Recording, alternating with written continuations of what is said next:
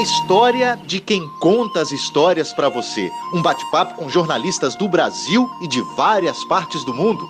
La Siesta, com Patrícia Vasconcelos.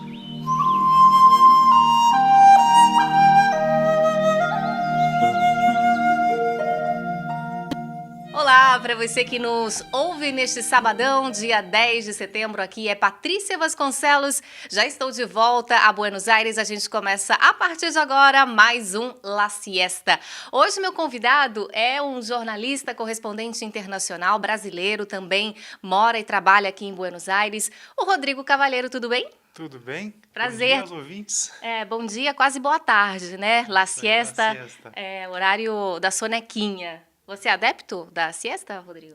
Não muito. Eu tenho agora razões para não dormir muito. Eu tenho uma filha pequena, então a siesta que eu costumava ter já não existe mais com a Marina. O Rodrigo ele é correspondente do Estado de São Paulo, ou o Estadão, como muitos conhecem, né? Os ouvintes da Rádio Panorama e das cidades vizinhas que nos escutam agora, eles podem acompanhar o seu trabalho lendo o jornal. Há quanto tempo você é correspondente aqui em Buenos Aires? Eu estou há 1 ano e meio em Buenos Aires e no Estadão há cerca de 6 anos já. Uhum. E tem uma longa trajetória aí, né, como jornalista. Eu comecei no início dos anos 2000, lá no Rio Grande do Sul, talvez vocês reconheçam o sotaque. Uhum. Trabalhava na Zero Hora, fiquei 7 anos lá e passei um período na Espanha, passando pelo El País, uma espécie de curso profissionalizante. Uhum. E foi lá que você, obviamente, então, aprendeu o espanhol. O espanhol foi lá que eu, digamos, sedimentei. Uhum. Eu terminei de aprender bem e quando eu voltei para o Brasil, eu acabei parando em São Paulo, começando a trabalhar no Estadão nessa área internacional e estou aí até hoje conhecendo gente também de todo o Brasil aqui em Buenos Aires, como a Patrícia. Muito bacana, né? Somos colegas de trabalho e acabamos também estreitando os laços de amizade, isso é muito bacana. Nós estamos hoje, você que nos ouve nesse programa La Siesta, pode perceber que nesse programa o ambiente está bem quietinho, né? Normalmente a gente grava, semana retrasada, gravei com Jacques Gomes Filho em um café, então estava um burburinho, Rodrigo. Hoje está um silêncio, por quê? A gente está na casa do Rodrigo, casa e local de trabalho também, que é como a grande maioria dos correspondentes trabalha. Em inglês, a chamada expressão home office, né? A gente trabalha em casa. Isso tem o lado bom e o lado ruim, né? A vantagem, qual seria a maior vantagem de se trabalhar em casa? Vantagem é economia em transporte, né? Tem a parte prática, que é poder organizar um pouco o próprio dia de acordo com, enfim, as pautas que a gente tem, fazer alguma coisa imediatamente ou deixar um pouquinho para depois, enfim, manejar a própria agenda, né? Mas isso aí também inclui uma certa necessidade de disciplina. Tem que ser organizado, porque muita gente pode falar, que delícia trabalhar em casa. Acaba se trabalhando às 24 horas. A gente tem que ficar às 24 horas atento, mas não cair nessa armadilha de tentar absorver toda a informação, senão a gente fica bastante sobrecarregado. O celular tem que ficar ligado o tempo todo, né, Rodrigo? Não pode... O tempo todo ali checando o que está acontecendo no país, o que pode ter interesse para o brasileiro, principalmente, né? O que tem impacto na Argentina, mas com um olhar brasileiro. Essa é a chave para todos nós, né? Quem nos acompanha na rádio também vai poder assistir o programa depois na página na internet, também no site. E para você, então, que nos acompanha no site ou da rádio ou no Facebook, pode ver que a mesa do Rodrigo aqui está cheia de jornais. Imagino que é assim todo dia, né? Não é cenografia. Não é cenografia. A gente não posicionou aqui para ficar bonito para vocês verem. Realmente essa bagunça faz parte do dia a dia, a gente tentar ler o quanto antes os jornais locais para justamente tentar flagrar isso que é a notícia que interessa ao brasileiro e eventualmente alguma coisa curiosa que está lá no meio, perdida do noticiário local, que pode ser mais explorado por alguma história paralela que está ocorrendo no Brasil. Né? Aqui a gente tem o Clarinho, La Nación, imagino que você deva ler, assim como eu, os principais jornais da América Latina também, né? Sim, aí eu olho, obviamente, no Pela site internet. para dar uma atualizada, ver o que está acontecendo em outros países da região, com foco maior na Argentina. E dessa semana que passou, eu estava na China, acabei de voltar, estava cobrindo o G20, então tô... Vou te contar o que aconteceu. Me conta, me conta. Das histórias que você escreveu para o Estadão, qual foi a história da semana? A sua reportagem que você destaca nessa semana que passou? É uma história curiosa porque eu não esperava que tivesse tanto impacto no Brasil a visita aqui do pessoal da CNI, que é a Confederação Nacional da Indústria, né? O presidente Robson Andrade, que é um mineiro, olha só, teve comandando uma comitiva de 40 empresários que vieram para Buenos Aires anunciar que eles estão dispostos a voltar a investir aqui na Argentina, um investimento que caiu muito durante o kirchnerismo por todas essas travas que a gente conhece da ex-presidente Cristina Kirchner. Há um processo de abertura aqui, os indicadores ainda não são bons na economia argentina, mas digamos que esse pessoal está explorando o terreno para ver possibilidades de voltar a entrar com peso aqui.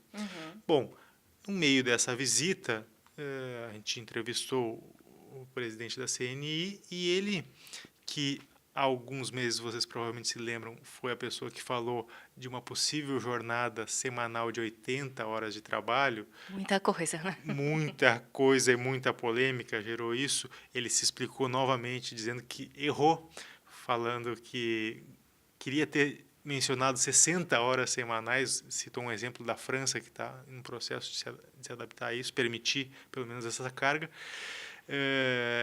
E que foi, obviamente, mal interpretado.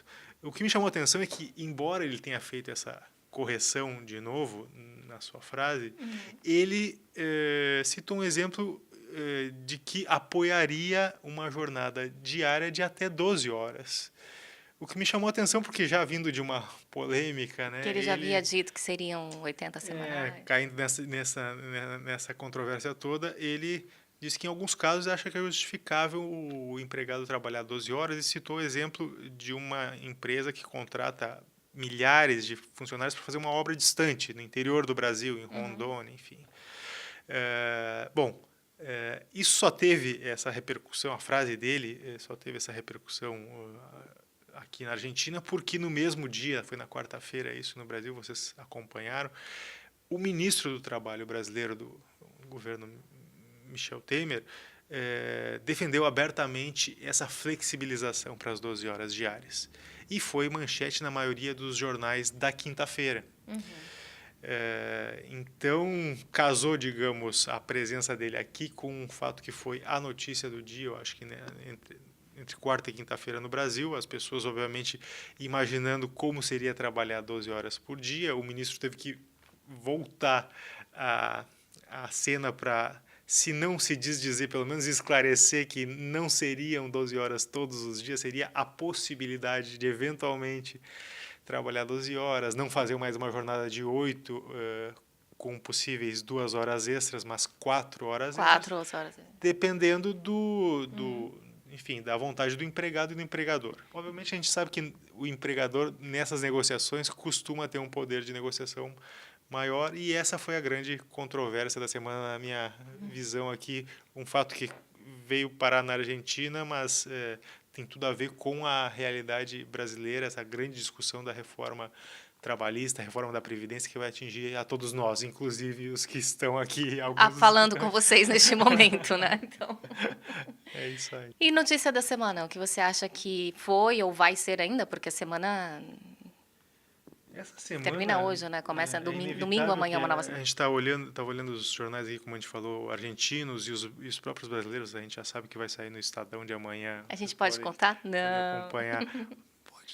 Eu acho que é meio inevitável que todos os jornais abordem a questão do 11 de setembro, né? O atentado às Torres Gêmeas dos Estados Unidos em 2001. Completa 15 anos.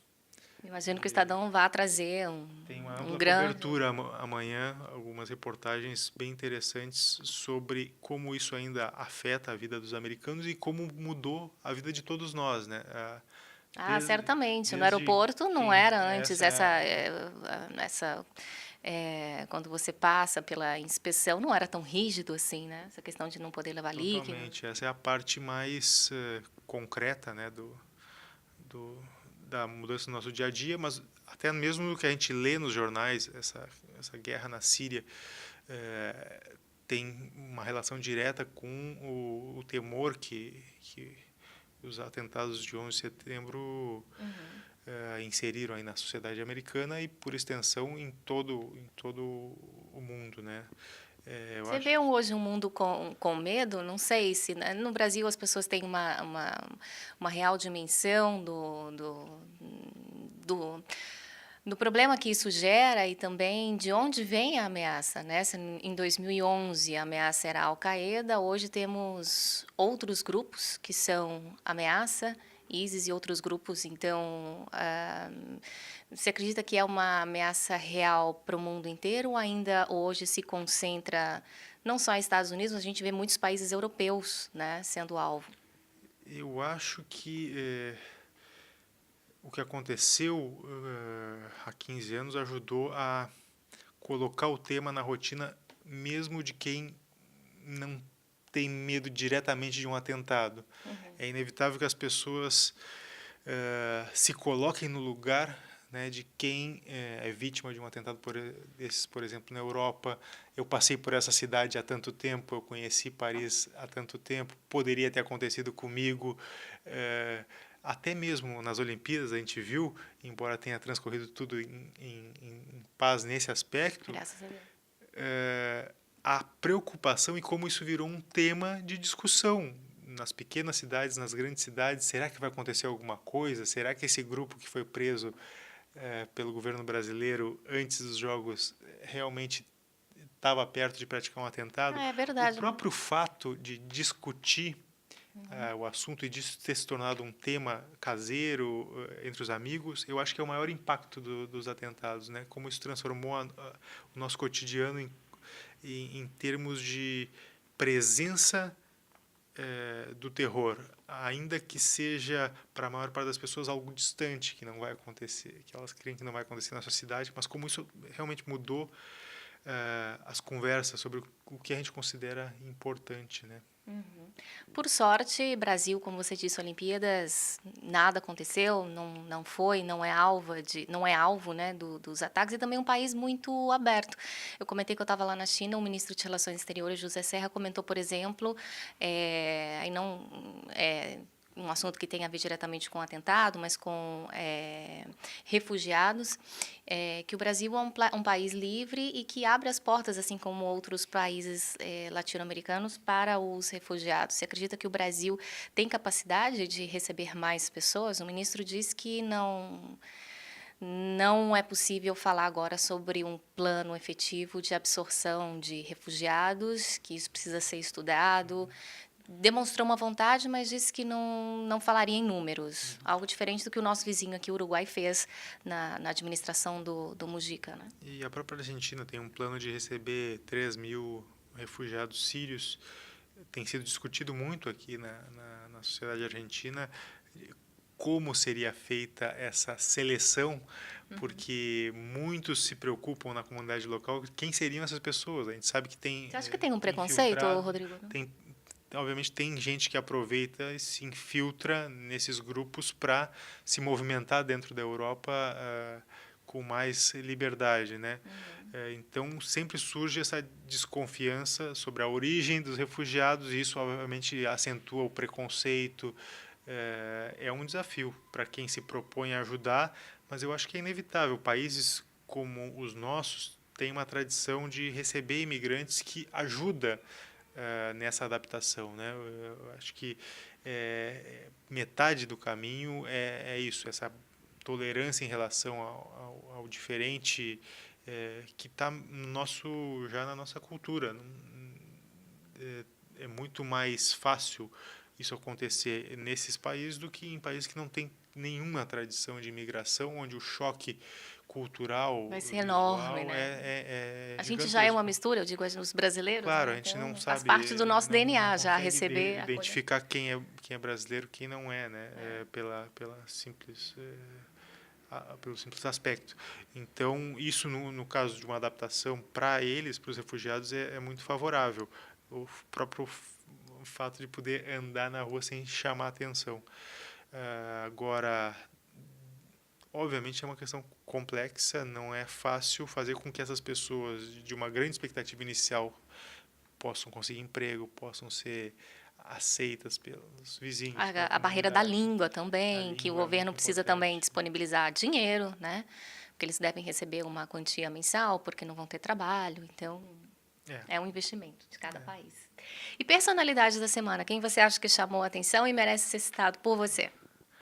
olha, vamos fazer assim, quem chamou a atenção e não merece ser citado, mas eu vou pelo menos nomear, é novamente o Donald Trump, né, candidato republicano Ele está conseguindo, hein? Jacques à Gomes Filho também falou presidência dele aqui. dos Estados Unidos. Faz parte de uma estratégia clara, né, De dele marketing. de fazer com que nós mencionemos o seu nome, sempre com base numa polêmica, em geral alguma frase preconceituosa. Eu estou rindo aqui, é um assunto muito sério, mas me causa.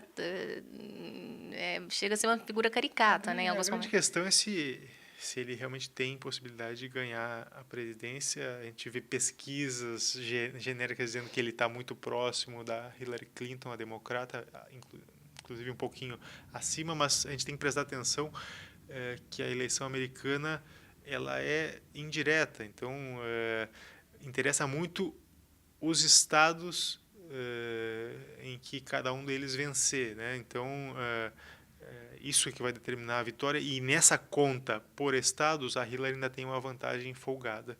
Eu falo do Trump, mas eu acho que talvez o personagem também, não por suas palavras, mas por suas ações, que chamou a atenção essa semana, é o ditador norte-coreano, né? O Kim Jong-il. Ele comandou um teste nuclear agora no fim dessa semana, que provocou um terremoto que foi sentido no Japão e causou novamente preocupação na comunidade internacional em relação ao que um ditador com um grande arsenal na mão Pode pode fazer. fazer, né? É uma das questões em relação à segurança que a gente fala nos casos de terrorismo. Isso também é uma preocupação moderna, né? Como essas armas de destruição massiva podem fazer estragos ou pelo menos semear a preocupação, o terror nas comunidades, principalmente vizinhas, né? E que coisa que isso venha a ser notícia, porque o Japão tenha sentido esse tremor, porque a inserção do jornalista, por exemplo, ali, né, na Coreia do Norte, para contar essa história, não existe, né, porque não permitem a presença de jornalistas ali. É o Então, o país mundo provavelmente fica. mais fechado do mundo. Eu, coincidentemente, ontem, eu cheguei e vi um, um filme que se chama A Entrevista, que toca no assunto de uma forma muito engraçada, que é um jornalista americano, e não sei se você Eu lembro da controvérsia que gerou esse provocou esse filme. filme. É um jornalista americano que consegue entrevistar o ditador de uma forma um pouco torta, assim, é um entrevistador de entretenimento e acaba conseguindo uma exclusiva, mas trata de um assunto de uma forma muito engraçada, né? Leva para o lado do humor. Eu lembro disso quando saiu esse filme, do impacto que teve, porque se considerou uma espécie de provocação e, digamos assim, como isso poderia afetar o humor do próprio Kim, né? Agora, é um desafio, né? A gente lidar com essas questões hoje e separar o que é um potencial risco do que é uma bravata, né? Alguma coisa para manter o seu nome na mídia, e a presença do país também na mídia, né? O Kim e o Trump, nesse caso, têm alguma coisa em comum. Eles sabem, de alguma maneira, como Manipular, chamar a atenção. atenção para defender aí seus interesses. Rodrigo, nosso tempo está bem justinho aqui. Para a gente encerrar esse La Siesta, gostaria que você escolhesse uma música para os ouvintes da Rádio Panorama. Pode escolher o que você. Né? Bom, mencionei para vocês no início da conversa que eu tô com filha pequena, com 4 meses, a Marina, A Marina. uma argentina, né? Nasceu aqui, tem passaporte já argentino. Tem passaporte argentino. Uhum. Tem... Quem acompanhar o programa pela internet, pelo site, vão conhecer a Marina. E também a Adriana, sua esposa, né? Jornalista também.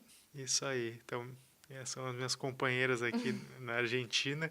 E eu lembrei da Marina porque agora, quando me perguntam de uma música, eu associo diretamente ao que a gente costuma cantar para a Marina. Olha o paizão aí. Para tentar, às vezes, distrair e, às vezes... Conseguir escrever, né? E tem uma música que tem muito a ver com a preferência dela por um brinquedo, que vocês vão acabar vendo também aí, os que tiveram a oportunidade de acompanhar pela web. A música é O Leãozinho, né, do Caetano.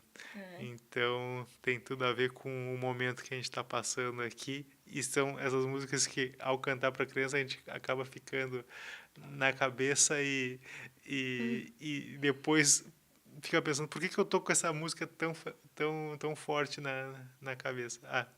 Porque eu estava cantando para a Marina, ou porque eu ouvi a mãe dela cantando para a Marina. Boa escolha. É uma boa escolha, né? Tá bom. Então, obrigada, Rodrigo. Bom sábado para você, bom trabalho essa semana. Obrigado pela oportunidade de falar com os ouvintes aí de Minas Gerais. Tá legal. Você que nos acompanhou nesse sabadão, obrigada. Nosso encontro, então, é daqui uma semana, no próximo sábado, a 13h. O La Siesta fica por aqui, então, em homenagem à Marina, também a Adriana, que vai nos acompanhar, a mãe da Marina, a esposa do Rodrigo. Obrigada aos três. A gente se encontra, então, no próximo sábado, a 13h. Então, Caetano Veloso, Leãozinho. Um grande beijo para vocês. Até!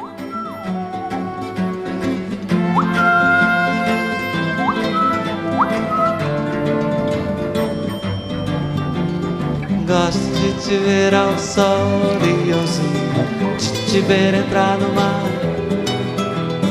Tua pele, tua luz, tua juba. Gosto de ficar ao sol, leãozinho, de molhar minha juba.